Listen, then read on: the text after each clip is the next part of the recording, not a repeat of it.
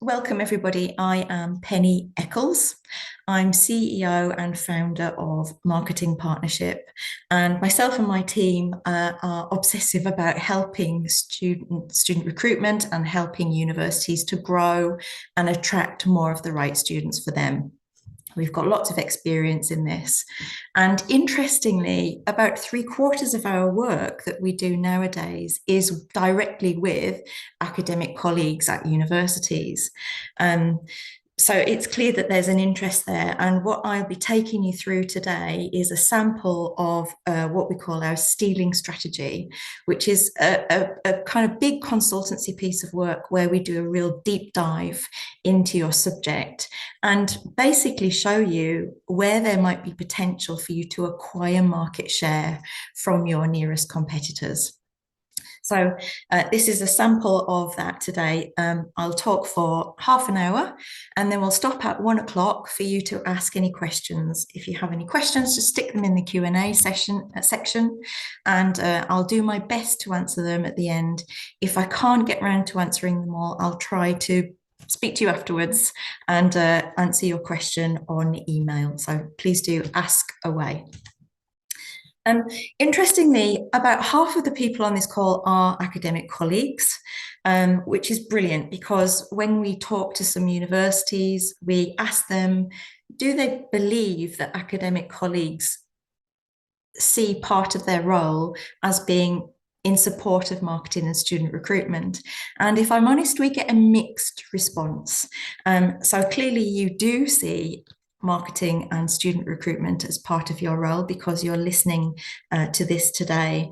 And we agree. We believe that as academics, you are irreplaceable. Then there are 5 key areas where there is no way of growing your course without you. So hopefully by the end of this session, you'll have a few pointers as to where you can go. The rest of the people on the call are marketing colleagues. So welcome to all of my friends and colleagues there.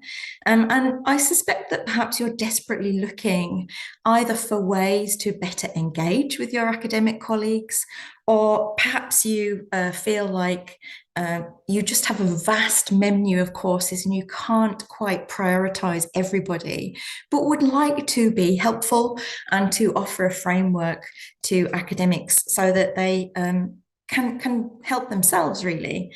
So that's the point of today. So how to attract more students to your course. I'm going to take you through this PRISM method.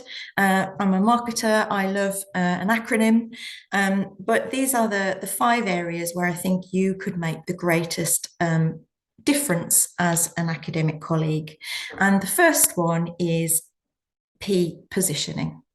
Now, this is all about your, dare I call it, product, because whether you like it or not, students will be assessing your course against your competitor's course.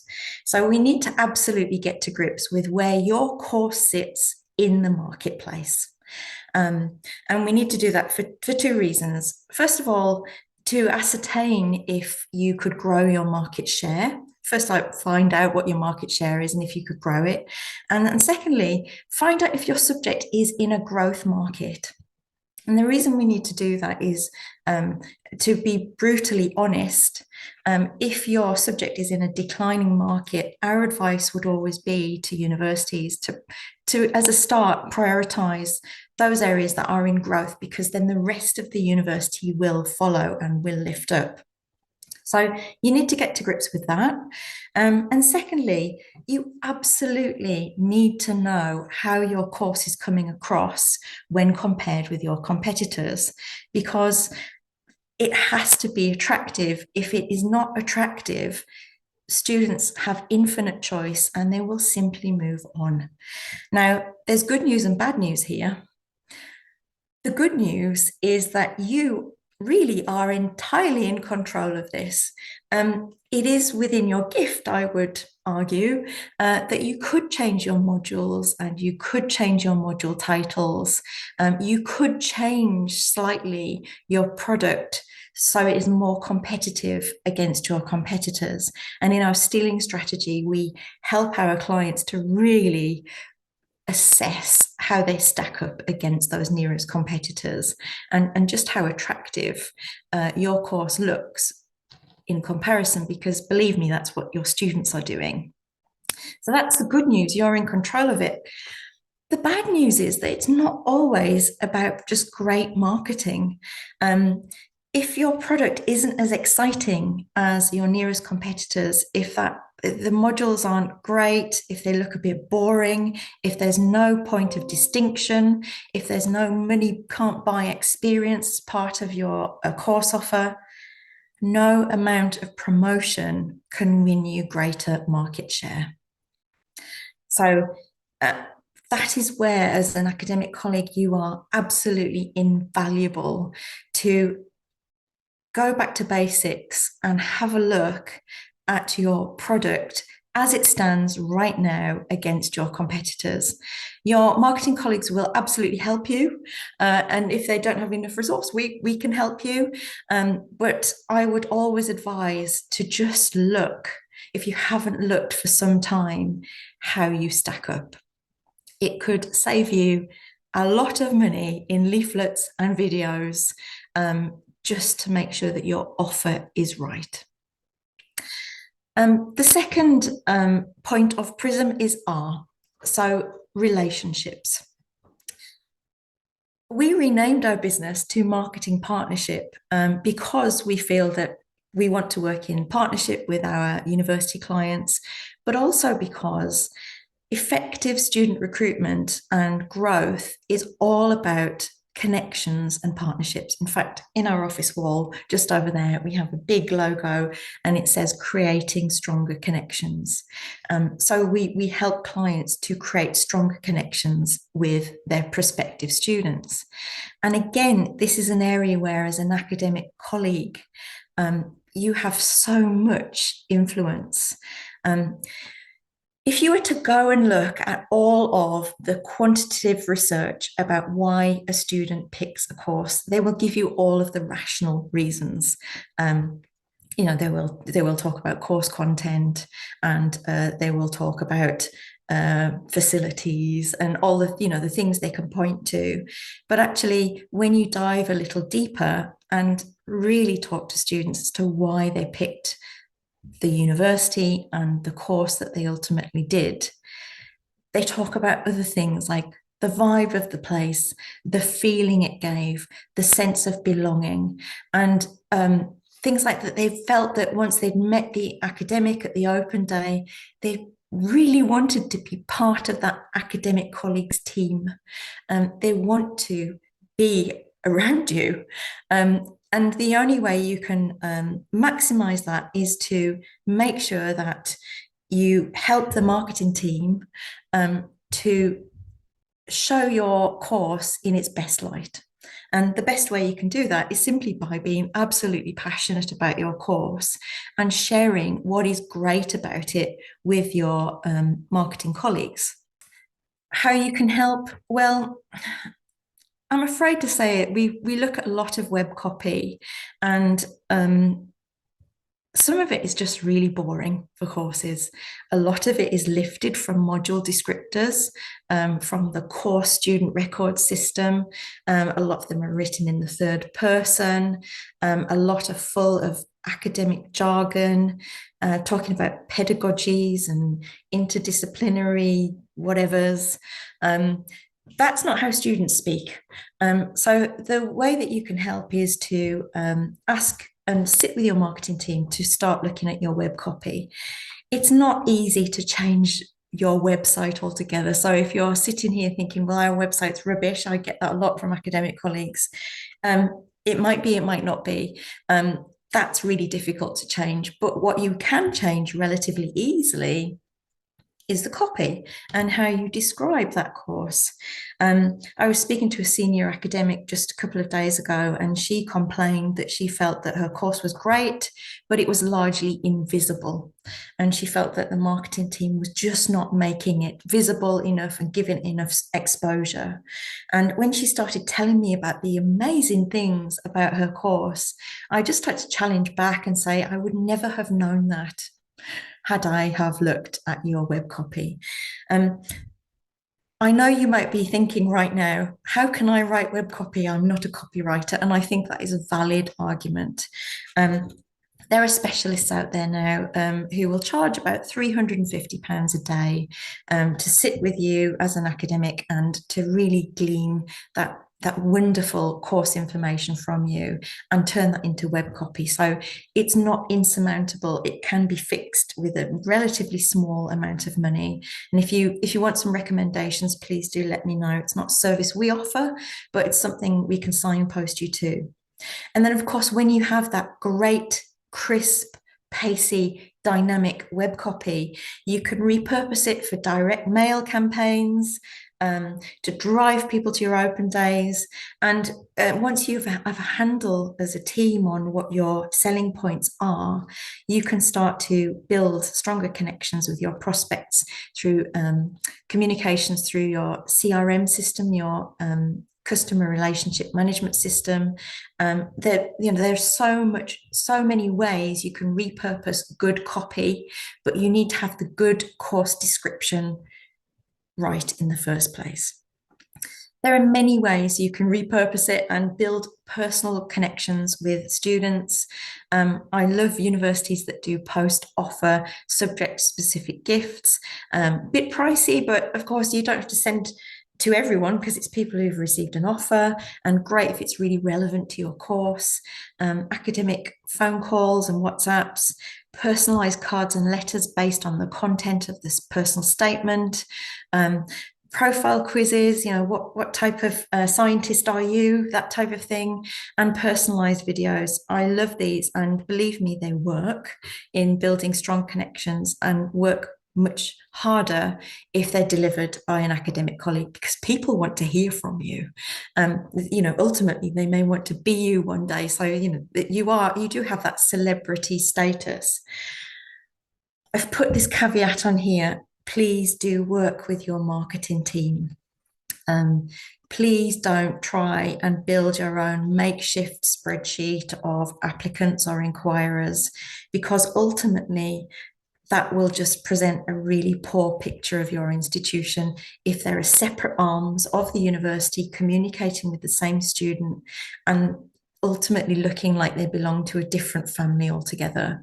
So please keep working with your marketing team, and it's got to be the way of doing it. I think you would expect me to speak up for the marketing team, but I think you get more bang for your buck if you work together on this rather than separately.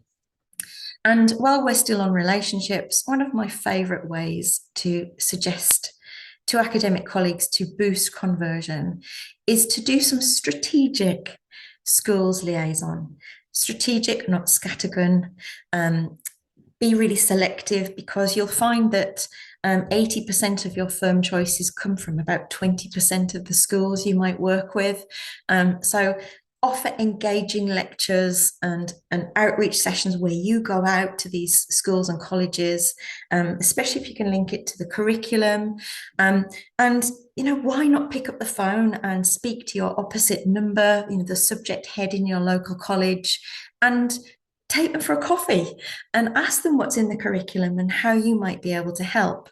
Again, be strategic. You don't have to do it with every school. Work with your marketing team, your schools liaison team, to identify which would be the best targets for you, and be prepared to respond quickly. What's actually worse than offering yourself out as somebody to deliver engaging lectures in schools is to then say no when they suggest a time. So please be prepared to be responsive, because believe me, if you say no, they will simply move on to the next university and will probably never ask again. But if you go out there and nurture those connections with the students that you're talking with at outreach, they will convert really strongly. I have evidence that backs that up. Another point, please do speak to your schools liaison and outreach team, because I remember back in the day when I would go out and deliver outreach, I would approach that visitor book at the school with quite some trepidation, because I would think, please, please, please let there not be, please let there not have been a colleague have visited this school or college yesterday or this morning from my institution. And it would happen more often than I would have liked. And that was because we just didn't talk to each other. And again, it didn't give a very good impression of the institution. So work with your marketing and outreach colleagues. And please forgive me if I'm telling you the absolute obvious, but there is a timeline involved with undergraduate home student recruitment. This isn't a timeline concocted by marketing because they want to be really on it and ahead of time. This is just the market. So just to remind you, in case you don't know this, for 2025, looking for September 2025 recruitment, the outreach that I've just explained, the window for outreach has pretty much closed. So if you're thinking of doing some long-term student recruitment activity with outreach, start planning now for your 2026 cycle, because if you can get in those diaries in November this year for the 2026 round, then you will be setting your 2026 cycle up in the best way possible. So yeah, outreach HE fairs for 2025 are almost over. So that inquiry generating and getting that prospect pool is almost over. The window to influence 2025 is almost done, because from now until the summer holidays, schools and colleges will be asking their students to develop a shortlist in their mind and even to start preparing their personal statement. So if you're not on the shortlist, there's a very slim chance you're going to get the application. Because they will be writing their application in autumn, submitting to school, and then you've got conversion season then where your pool will be much lighter. But you can make a big difference in this area as well with your offer holder open days or applicant days, and I'll talk about that in a while. And then of course you've got clearing. Clearing is our route to recruitment. However, the cost per acquisition of a student in clearing is vastly greater than the cost per acquisition at the start of the cycle.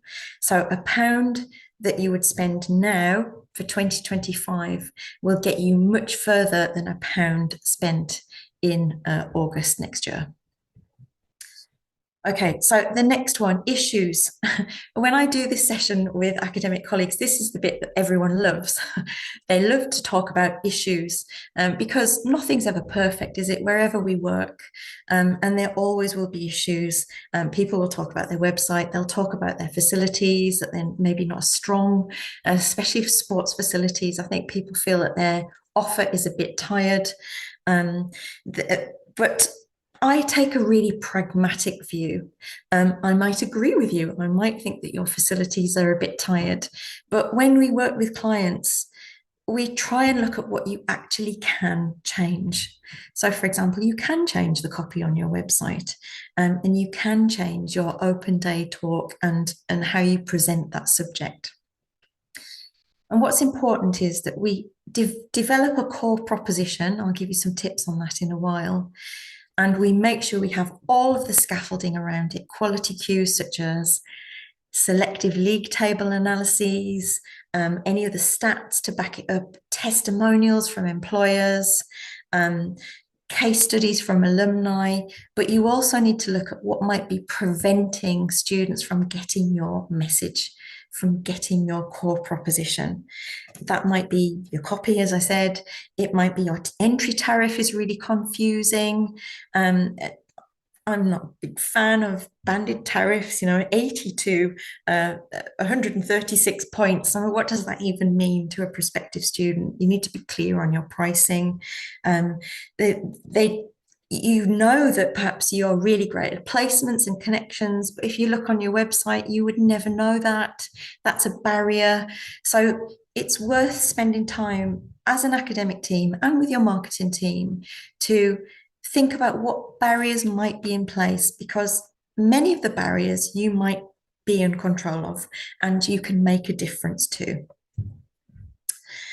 The next one is stickiness. So stickiness is all about memorability. It's great to have the product. You absolutely need to work on the product, but it's not just about what it is, it's how we tell the story around that product. How do we make sure that when somebody has come to our open day session and they're driving home or they're on the train and they're trying to categorize your institution against all of the others that they may have seen, that they have an instant, University of X, they're the ones that do this, or they're the ones that have that special that, or they're the ones that had this amazing whatever. But you have to lead them to that conclusion. And so often we see messy messaging. One of our biggest pieces of work and most popular pieces of work is helping universities with their academic colleagues to develop a crisper open day pitch. We call it the £1 million pitch, because if you totted up the revenue of the people in your room at an open day, you often could easily surpass £1 million in revenue. Yet we just we don't treat it, because obviously the academic role is vast. Please, I should have started by saying this. I fully appreciate the many calls on your time. And you may already have got to this point and thought, well, I can't do this. This isn't, this is a full-time job. But I think things like the open day pitch are worth spending time on that. And actually, I think the reason why we are often asked to come in and speak to academics about that is because it's quite a hard thing to deliver when you have to maintain relationships on a day-to-day basis. Sometimes it's just easier to get somebody else in to work with you and to be honest and offer that healthy challenge. And also somebody who has that external experience and can say, look, I've seen 200 open day talks and that one was actually great. So really think about how sticky your message is. How memorable is the story that you're telling? We talk about the value proposition, sticky stories, and spend time with your team thinking about what are the 3 reasons to apply. A trap we often fall into is we crowd our proposition with too many things. Spend time with your team, your subject community, thinking about what are the 3 things. And if you don't have 3 things, there are ways of creating points of distinction. And here's just a sample list of things you could feature. But it really is all about how you tell the story. There are lots of books out there on storytelling, but open days in particular are about emotion generation rather than information giving. I have seen over 200 open day talks, and again, being brutally honest, most of them are pretty boring. And the reason they tend to be boring is because we've all fallen into the trap of thinking people come to open days to hear information. And we're going to crowd them with as much information about our course, our credits, our modules, our module titles, our module codes. But what they actually want is to feel something. They want to feel a connection. And we can help that by telling a story. It's quite simple when you know how. If you're interested in that open day session, please do drop me a line. And there are other ways that you can help. Once you have your compelling story as a subject area, you can start really going to town with this and developing your thought leadership position as a subject community. Have you thought about what you want to be to the outside world? What is your unique flavour of sociology? What is your unique flavour of criminology? Is it attractive? And then you can start posting on social media your thought leadership articles. Somebody said to me the other day that they didn't do LinkedIn because they're not looking for a job. LinkedIn isn't that anymore. It is about building your niche audience, and yours might be school subject leaders, your peers in your community, and really identifying your personal brand. You know, what is your subject specialism? What is your specialism as an institution? And what is your rallying cry? What is your position on your subject that is unique or interesting? Now, I started posting on LinkedIn about a year ago now, actually a bit longer.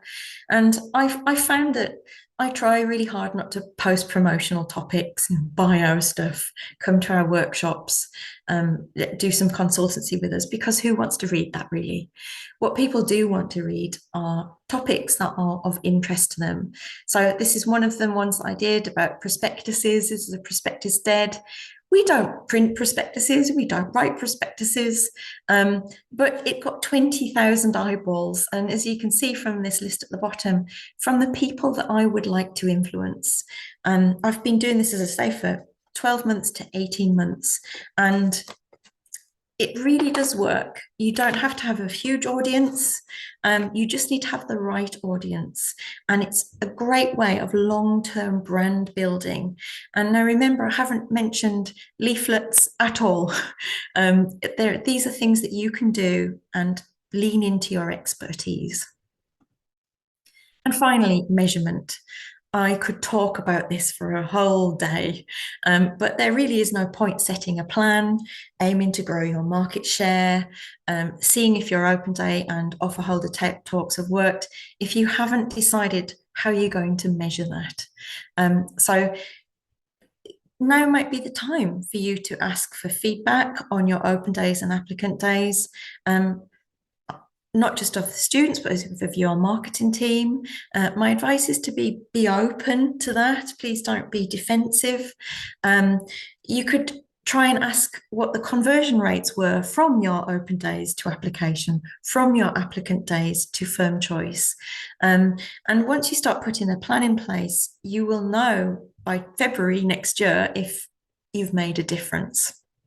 And again, reiterating, you could start planning now for 2026 recruitment and some strategic academic outreach. So to summarize, if you have a distinctive subject offer and you've done the work and you know you're capable of growing market share because you're in a growth market, or if just you're booking the trend and you have a great market share already and you think there's more to be done, I would encourage you to speak to your marketing team about building a plan together. Not just say you're the experts in marketing, get on with it. I think offer your services. Say you've been to this webinar and you've identified the ways that you could amplify that plan. Engage in strategic outreach. And that is your long-term brand building. You influence a school or a school teacher or a head teacher, and you're influencing students for the next 10, 15 years. So that's a great strategic way of building your brand. Think about how you communicate your passion, how you tell your stories around your subject, and think about how crisp your pitch is on the web, at open days, at offer holder days. And finally, I think I've said this enough now, but please do work with your marketing team. You are all on the same side. So that is a whistle-stop tour of our PRISM method and the areas that you as an academic could support marketing and student recruitment. Please do pop some questions in the chat. Amy's going to read them out in a while, but while we're waiting for some questions, just to reiterate things that we could do to help you as academic colleagues. We do individual workshops, or some sample titles here. These are our most successful titles, most popular ones. We offer a bundle if you're interested in all of them over the course of a year. And then our signature product, our stealing strategy, we can help you really look under the bonnet of your subject and look through the lens of a prospective student and give you some advice as to how to change your proposition. I did a workshop with some academic colleagues yesterday for primary education, and they said it was the most inspiring training session they'd attended, which is brilliant, because they got that luxurious time as a team together to have a facilitated conversation about what is great about their course and what they needed to rise to the top. And then we offer implementation support for people who do work with us on stealing strategies to really finesse that proposition. So that is how you, as an academic colleague, can grow your market share and grow attraction to your course. And if you're a marketing colleague listening to this, you will be able to, I don't know, give this as a framework for your academic colleagues, because believe me, the people we work with are desperately keen to do more, and often they feel a little helpless. One academic colleague said to me, quite honestly, I'm not getting any help from my marketing team, I'm going to go rogue. I couldn't believe he said that to me, but it just made me think there's a latent demand here, and it suggests why we're doing very well at the moment working with academic colleagues.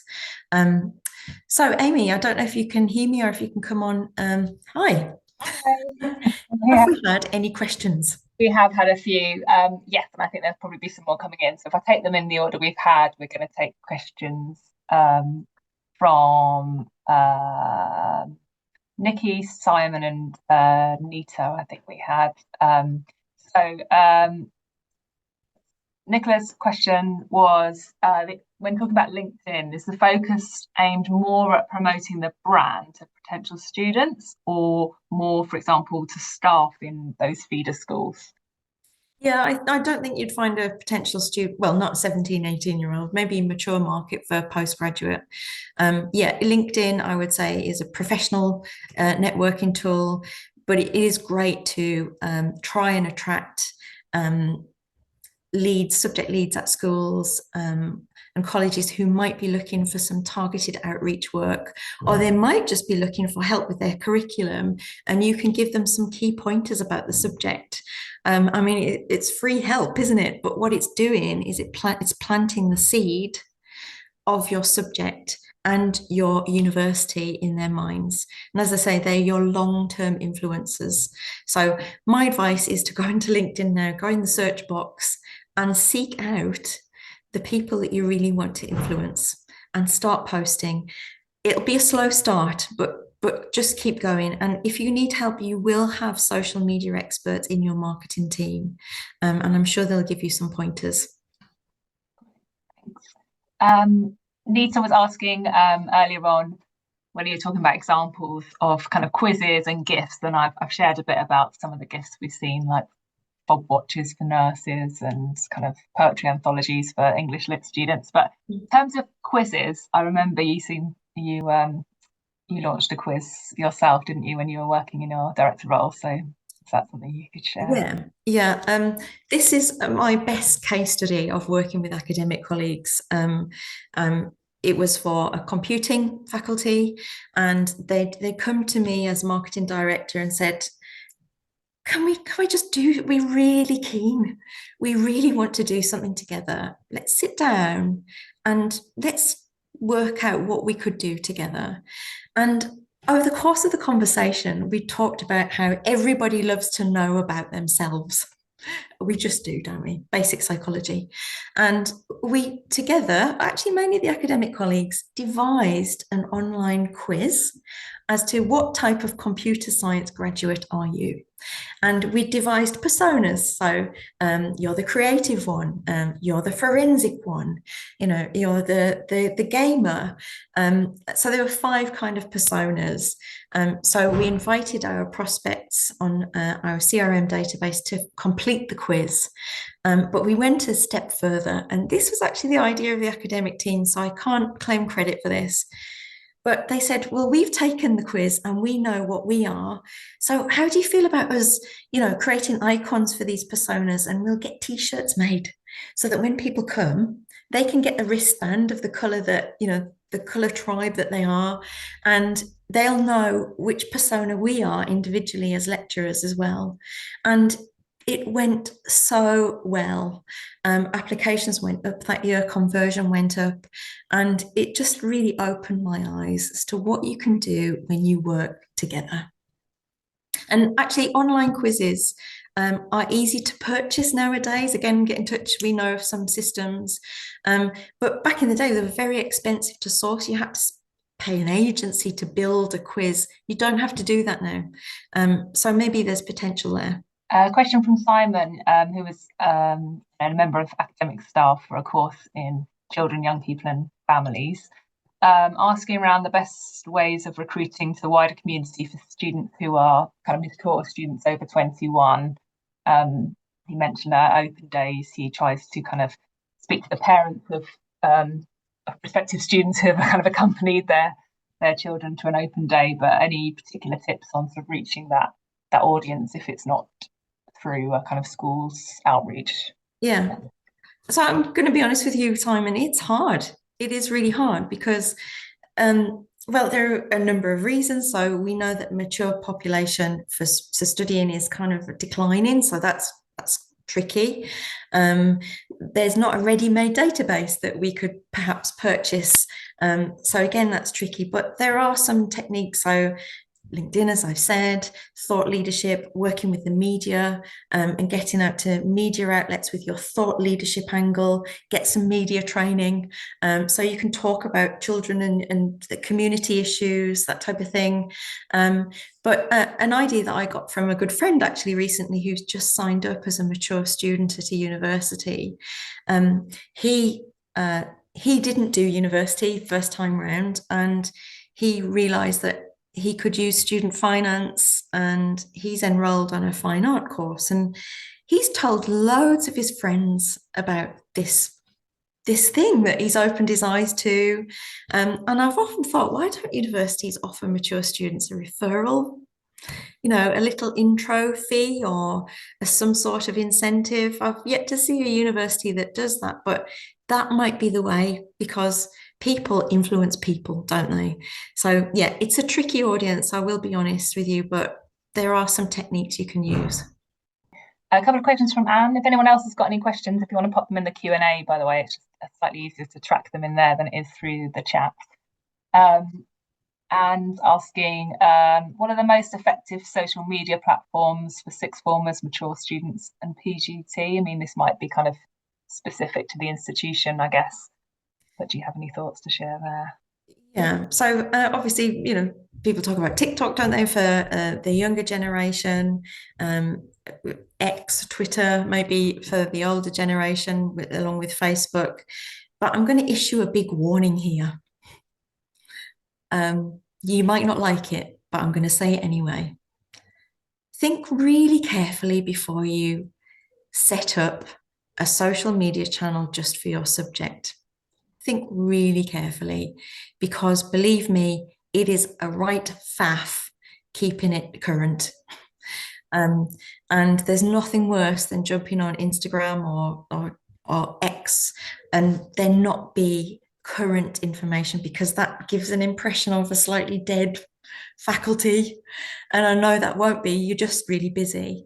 I think my advice is always speak to your social media team and send content for the central team to send out as part of the university communications.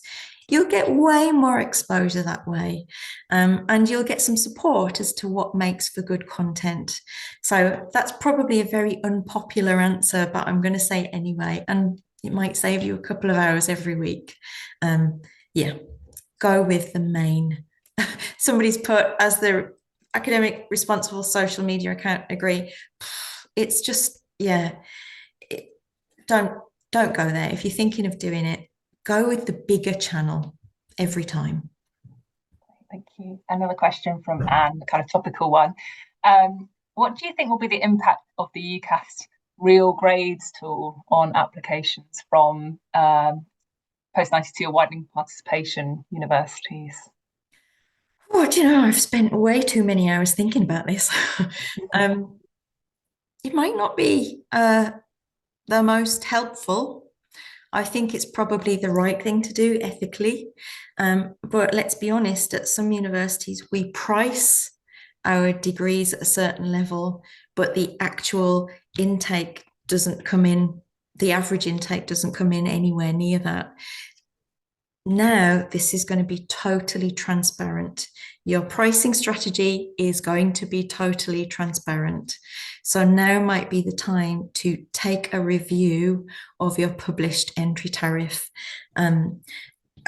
Again, I think ethically and morally, it's the right thing to do for students to be as well informed as possible. But bear in mind that if there's a huge discrepancy between what they see in terms of your actual achieved entry tariff for those that you admit and the one that you're published, there are going to be some questions and you may need to prepare some answers for open days. If you have limited budget and limited support, as I think everyone working in a university at the moment will feel is true, what's the big win that you would recommend focusing on? Is there one element of that PRISM methodology or one big thing? Yeah, I still stand by getting your product right. I still think not enough time is invested in this stuff. And you, as I said, you only need to look at web copy to see that it's lifted from systems, hasn't been written for a student. But the second one has to be your pitch at open days and applicant days. People buy you and they buy the story. If you feel like you're not the person to deliver it, or if it might be verging on the boring, you might well be right. And it is time. I think you've got time. There's a window now. Your summer open days will be your most crucial for September 2025. It's your best opportunity to get the people you really want. If you suspect that your open day session isn't quite right, there's time to change it, probably, because they're coming up in June and July. Incidentally, I have 3 days left in June and July where I can come out and deliver a session for you. So if you're interested in that, please do email me because I do have 3 remaining days. Amy, I think we're going to have to stop that there. I should probably show you the next session we've got lined up. Please do book on this. There's a QR code there. But I talked about the product and getting the insight right. I think a lot of universities are still struggling with this. Is the planning function separate from marketing? Is the planning function inside marketing?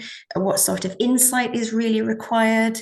How can you really decide if you're in a growth market and if you've got potential for greater share? So I'm really delighted to say I've got Andy Ewell coming with me. He's an expert in this area, a long history of data in HE and looking at analysis and what really works to help frame the proposition. So please do register your interest. It's on the 9th of July, same time, 12:30. So I suppose I'll leave it there and say thank you so much, everybody, for joining us. Thanks for the brilliant questions. If I've missed any, I'll try and get back to you separately on email. But hope to see you in the future at future webinars. Thank you very much.